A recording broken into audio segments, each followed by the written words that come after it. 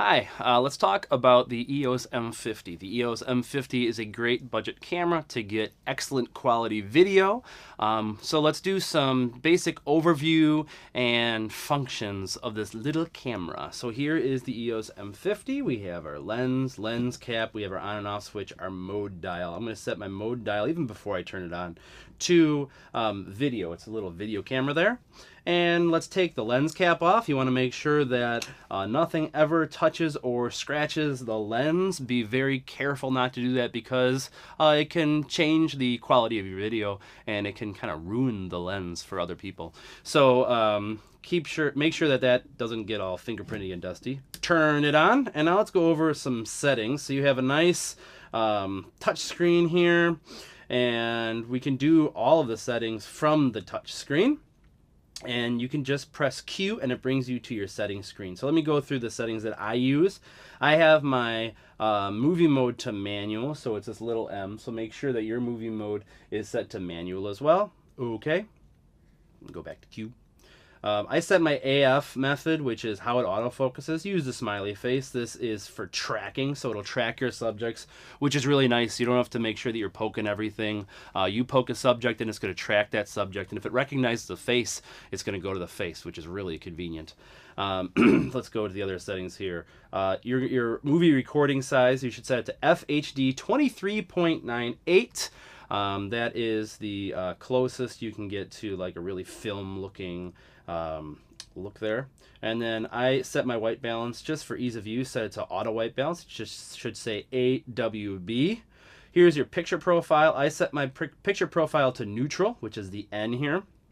And then that's it for these settings. The settings on the Q menu, nice and simple. 24 frames per second, auto white balance. You don't want to have to be thinking a lot when you're shooting. You just want to make sure that you're shooting good video. Okay, so now let's get to shutter speed and all that business. You want your shutter speed to be twice the speed of your frame rate. So our frame rate was 24 frames per second. So I'm going to keep my shutter speed at 1/50th. Now this thing right here that actually changes your shutter speed, so you might accidentally knock it. So you just want to make sure it's 1/50th when you go to record. Make sure that your servo autofocus is turned on. That's going to allow the camera to focus for you. If you're focusing by yourself, it's kind of a pain to make sure that everything's really in focus, but this camera does an excellent job of making sure that you're in focus. So make sure that's turned on. I set my ISO to auto, so don't even have to worry about it. Now, the only thing you do have to worry about is this F number. That's the aperture. So when you have a lens, you have the aperture, which is the thing that opens and closes to allow more or less light to come in. The smaller the number, the more open and the more light enters the camera. And what that does is it creates a shallower depth of field. So if you're thinking about like a cinematic movie where you see one person in focus and the rest of the background is super blurry behind them, that's a shallow depth of field, and that comes from a low f-stop number. So I'm going to set my f-stop just to 2 right now, and you click it and then you can just drag this over. I'm setting it to 2. So what that's going to do is that's going to create a very shallow depth of field. Here, let's look at this. Is cool because it has a tilty screen. I'm going to tilt it up so you can see it. So I have this is in focus right now, and it automatically tracked it, and then the rest of everything behind it is super blurry because I have that shallow depth of field from this f-stop number. Now if I increase the number, everything else is going to come into focus, and you can use this for whatever use. Like if you are interviewing somebody and you want the background to be blurry, set a low f-stop number. The lower the better, and it's going to let in more light. The picture's actually going to be less grainy. If you're doing a bunch of people and they're maybe they're behind each other or something, and you want all of them to be in focus, set a little higher of an f-stop number, and you can experiment. Drag the f-stop maybe to f4, maybe f5.6. You never want to go above like f8 or anything like that because that will just make a super noisy image, and you want your images to look as good as possible.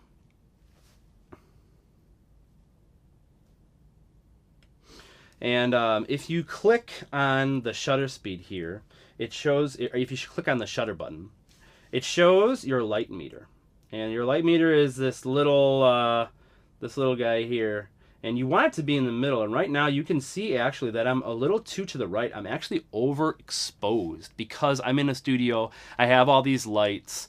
The lower your f-stop number, the more light goes in. If it's overexposed, it's going to be washed out. Or if you're like shooting outside, sometimes you have to use a higher f-stop, even if you want that blurry background.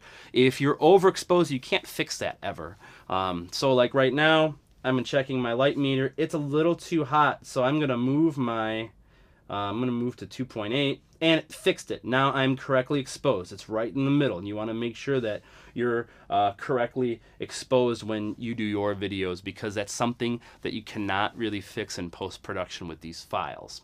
All right, so those are the settings that I use for the camera. Let's move on to lenses and how to change them, how to care for them, and why they're important for different uses. So this is the only lens that is native to this camera that we have.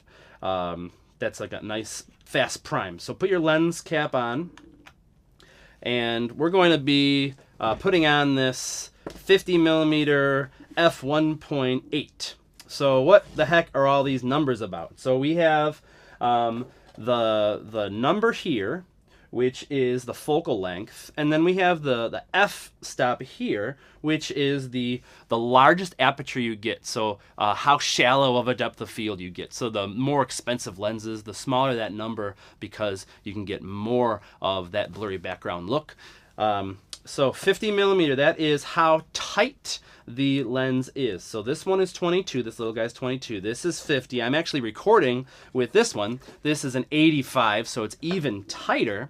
So you have to think about what you're shooting. If you're shooting in a smaller room and you want to get a big field of view, you want everybody to be in the frame, you have to think about framing, you want a wider lens. That means a lower number. So 22 is the widest lens that I have, and if I'm in a smaller room and I want to get a lot of people, or if you're doing some vlogging, you want that 22mm lens.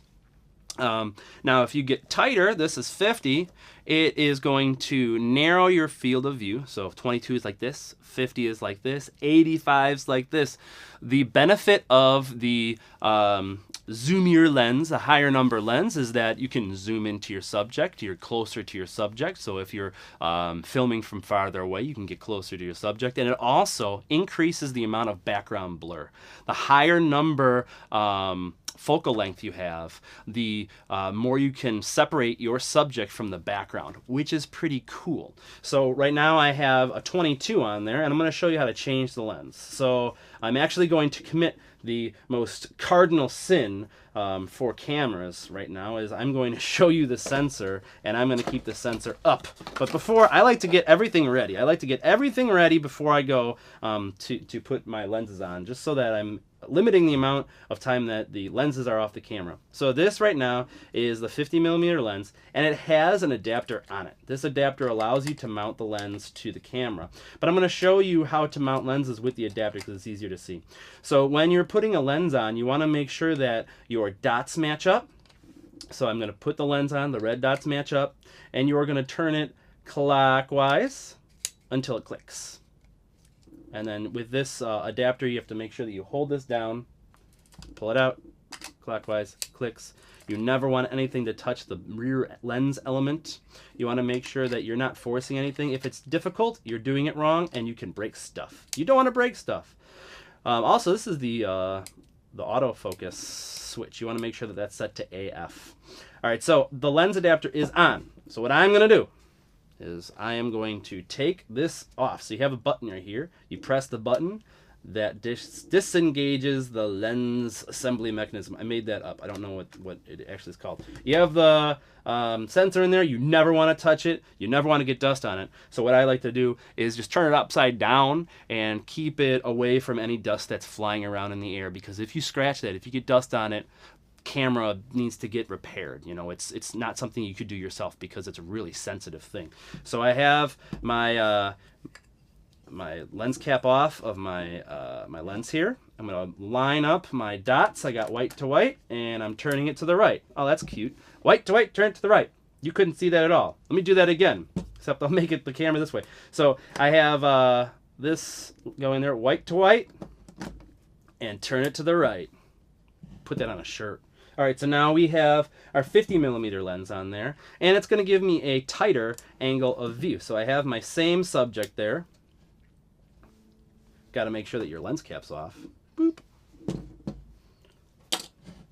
Holy cow, it's so tight you can't even like get it in view. Go that way. There we go. So you see it's way closer, and also the background, I don't know, it's really small, but the background is super blurred out. It looks very epic. So let me check my exposure. Exposure's pretty good. I'm going to see if I can change my f-stop a little lower. Oh my gosh, that looks amazing. How pretty.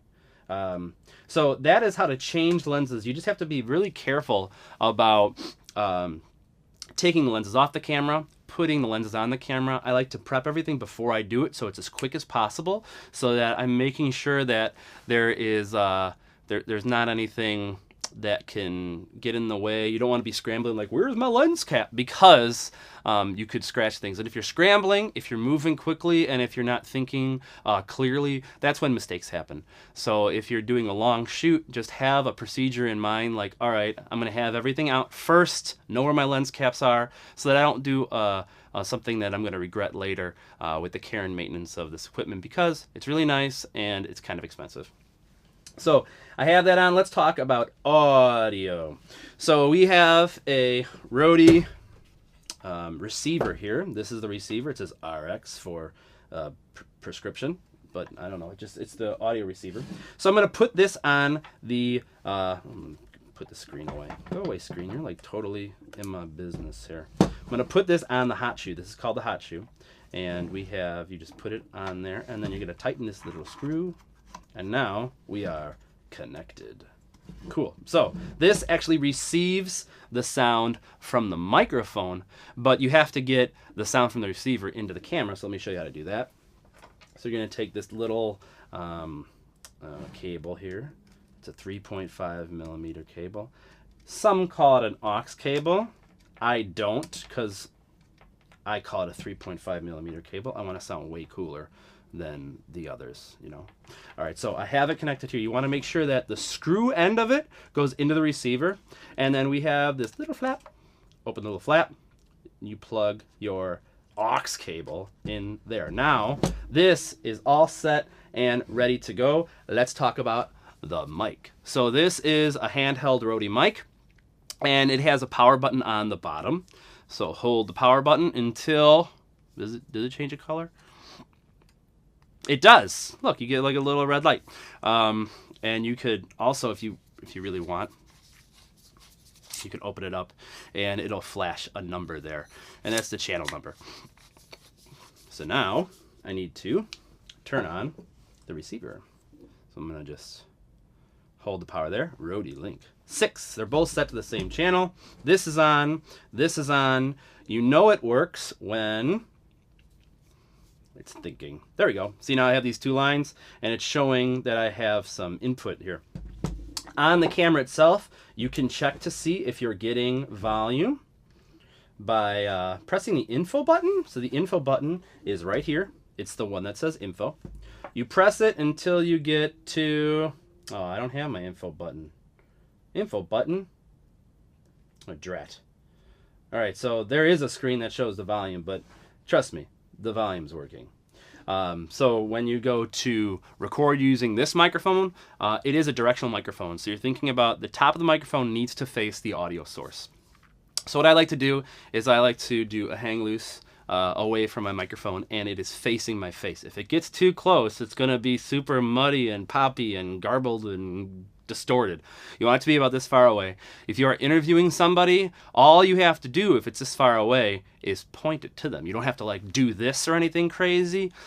Just make sure that you know you're this far away, and then just move it over to them and move it over yourself. Move it over to them. Move it over to them. Self. Them. Self. Cool. There is a mute switch on this puppy. It's right there. If you go like this, it mutes it. If you go like this, it doesn't. It has a little speaker symbol with a line through it. That means mute. So if you move it up, you're muted. If you move it down, you're not. So that is audio on the M50.